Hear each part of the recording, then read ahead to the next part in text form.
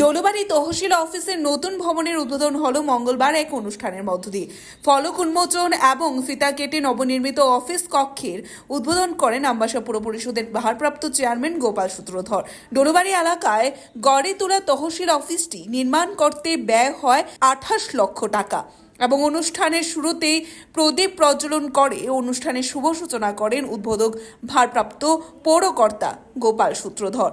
অন্যান্যদের মধ্যে উপস্থিত ছিলেন আমবাসা মহকুমা শাসক সঞ্জিত দেববর্মা, ক্যাকমাছড়া গ্রাম পঞ্চায়েতের প্রধান নিমিশিল, আমবাসা পুর পরিষদের কাউন্সিলর শিল্পীতে ডিসিএম সমীরণ রায় সহ অন্যান্যরা। এদিন বক্তব্য রাখতে গিয়ে গোপাল সূত্রধর বলেন, এলাকাবাসীর দীর্ঘদিনের দাবি ছিল তাদের এলাকায় যেন তৈরি করা হয় তহসিল অফিস, আর তাদের দাবিকে মান্যতা দিয়ে গড়ে তোলা হয় ডলুবাড়ি তহসিল অফিস।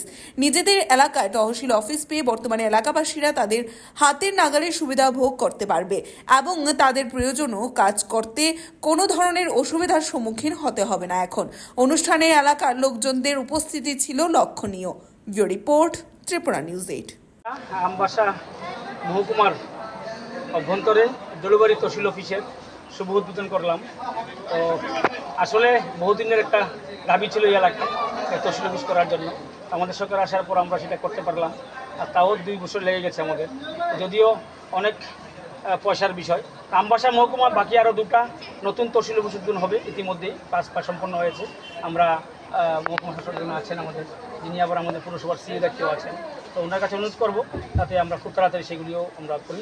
এখানে এই এলাকার মানুষের ডলুবাড়ি মানুষের খুব একটা দাবি ছিল যে ডলুবাড়িতে যাতে তহসিল অফিস হয়, এবং আমরা আগেই সাহায্য করা হয়েছে।